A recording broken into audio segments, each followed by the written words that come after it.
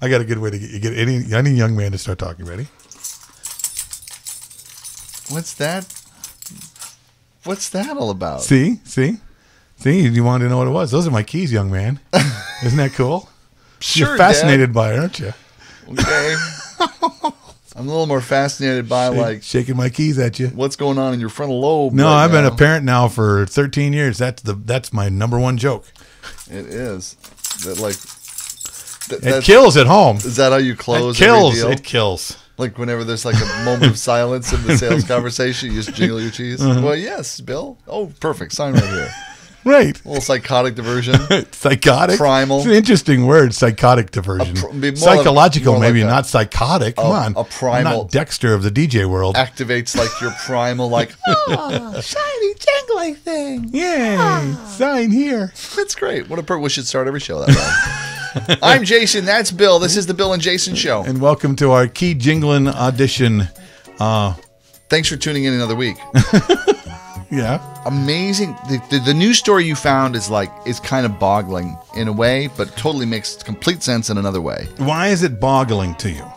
That there would be nobody, of all the artists, of all the superstars in music, that there is nobody going platinum, like selling, which is 100 units, a unit being an album, a record album, or CD, or whatever that is. Or I imagine they would count that download of all the cuts. What he's talking about is this story we found on Death and Taxes. It's a website called Death and Taxes, saying that 2014 is the first year ever to have 0 platinum certified records. Not one record made in the year of 2014 will sell a million units. Which is really kind of crazy when you consider like how crazy popular, and how many times I've heard Ariana Grande problems. Yeah, I got one less problem once this song stops. I got one less problem once this is not popular. Well, and they're saying even Beyonce's album and Lord's Pure Heroin haven't even crossed the 800,000 mark yet. Nobody buys albums anymore. We're 2 months away. They're just buying singles. Well, but that's been going on for a while, right? I know, and now it's actually and I kind of appreciated it because there was a day back in, when I first started DJing, back in the old days when I pulled up on our horse and buggy and I pulled Ariana Grande right outside and made her sing for you is what I had you do. You could buy an actual 45. You could buy a single. Right. Maybe even then there were 2 songs. There was an A-side and a B-side. Mm-hmm. Okay. And even sometimes the B-side was even something you could use. And then all of a sudden, it came that they stopped doing those and would sell you an album. So if it was only one song in the album you needed, you had to buy the whole album, 12, 15. When they first started doing it, it was way more than that. And then CDs came on, and they were $27, $28, $30 a CD for one song. Crazy. And there were no CD singles. They did not come out with that. They did do that. They made CD singles for a little while. Nobody bought them because they were like about that big around. They were like literally. They were I got a couple of them at home. I'll show them to you. CDs. Well, the cassette singles were still cooking along. Right. Nobody bought those either. I bought a few of them. Well, DJs probably bought them. You and I were the weirdos that bought that stuff. But I got really excited when the digital downloads began. It was like back to the world of, okay, I want one song. That's right. I need that song. I'm going to buy that song. It's going to cost me $1. I would have even bought $1.99, because it's one song and it's all I need. I'm getting my money's worth. I don't have a bunch of stuff I got to get rid of now. Especially as a DJ trying to put a collection together of music. Right. And people started doing that more and more. And iTunes became a thing, and then all of a sudden there's playlists, and you can make your own thing. That was a reaction to Napster. I mean, iTunes came about as a solution, a means to solve like every artist losing out on ever selling anything because one person buys a copy and distributes it to over the Napster network over to everybody, and then the whole it's a file, it's a this, it's a that, or whatever came about. So then now we have individual file downloads, and then now you got streaming, right? Which is like, even I find myself like I don't go and I'm not. I love Pandora, buying albums, things like that. I'm making little radio stations. I've actually switched over to the iTunes streaming service rather than Pandora. Yeah, well, there's iTunes streaming service. There's Pandora. There's Spotify. There's Songza rather. They're all really good services, and many of them don't have any commercials whatsoever and don't really even cost anything. And it's a great way to discover new music because if you like this, you might like that, and so you're discovering things in your vein. I mean, I'm favoriting like, oh, I need to check that out. you know, which is great for artists in terms of getting discovered, but doesn't really do anything in terms of like, I'm not going and buying them. It's interesting how the entire music business, and even, well, the media business itself, has the evolution of it, you know, can be interpreted as it's killing everybody, or it's just evolving. This is just a new evolution of an old thing. And I mean, you could say it's killing broadcast radio. Well, you know, broadcast radio isn't evolving. No, So right. that's why they're just doing what they've always been doing, right, and that's why they're dying on the vine. That's why they're dying. They're not trying to try anything exactly, else. or Nothing even unique. The ones that are still thriving are the ones that play off their strengths as radio, which is like really play off of like, since music is ubiquitous, what's not as ubiquitous is localization and personalities. You know what I mean? And that's what had always been like smaller and medium market, especially radio stations. There's not many stations even trying suits. that anymore. And they're not, because they're convinced like, oh, I can't make any money. We got to be that. more like an iPod. Well, now but we'll throw a commercial in there every third song. A Clear Channel strategy a number of years ago. It hasn't changed. But it's really the whole landscape. The whole landscape of music is changed, and that is what you were talking about. There was actually a keynote speaker at this last year's DO conference. It was the first ever digital entertainment worldwide. It was a first out conference for everybody who does entertainment on the internet. Okay, which would be what's the everybody? What's DO? That's an acronym for DO. Like a dewy morning. Do the do. They sound like Deputy Do. Do. Anyway, DEW. Yeah. Okay. So one of the speakers actually was talking about the history of records, and like went through everything. Went from vinyl, right, and then when vinyl went to cassette tapes, oh, that was going to kill, right, that's going to destroy everything, and everybody's like, oh, same reaction. I remember. And then when CDs came out, like, oh, that's going to destroy everything. And then when you could record on CDs, making mixtapes, that was mixtapes were going to destroy everything. Recording on CDs was going to destroy everything, and now this is going to destroy everything. And what it really comes down to is like there has to be a way for artists to be compensated, right, for producing the art. And, agreed. And there was a whole big discussion, and so he was kind of like, just chill out, because we'll get through this. We'll find a way. Artists will get compensated. We just got to figure it out. We haven't figured it out yet. And then the reason you know that they are going to get compensated is because they have to be. They have to be, or they're going to stop making the product. Well, they won't stop making music because they don't make it for the money. But the thing is like they have to be morally. They have to be. Right. And well, they have to be for a lot of reasons, including the money. Okay. And because of those things, the evolution will come around to find a way.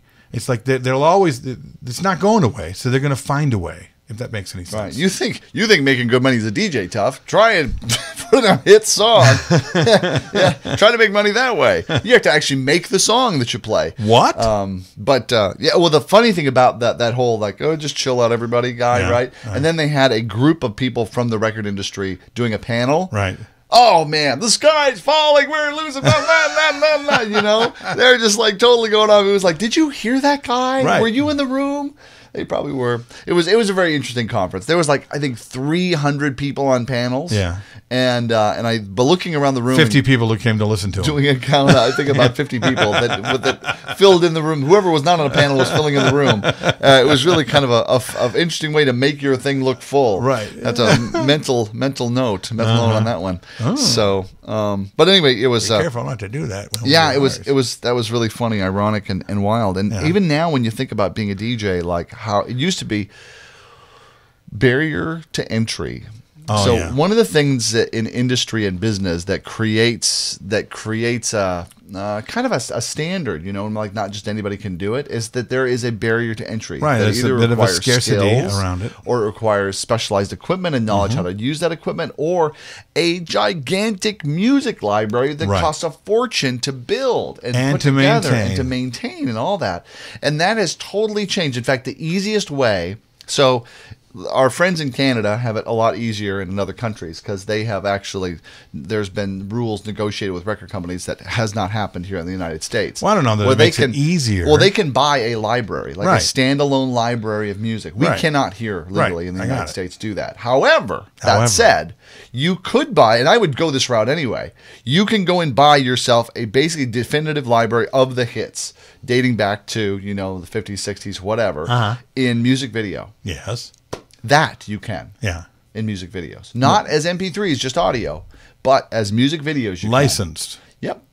But you can't do that the other way You around. can buy an entire library, but you can't do that because of the rules that govern the audio piece. So you can easily put together a whole library, barrier to entry gone. You can rent gear and equipment, barrier to entry gone. Right. And that's even less expensive than it used to be. Right. And then just put up your speakers and go, hey, I'm a DJ, and boom. Right. And like I always say, you know, you can get a card tomorrow and say, Jason Jones, DJ, and hand it to somebody. And guess what? You are a DJ.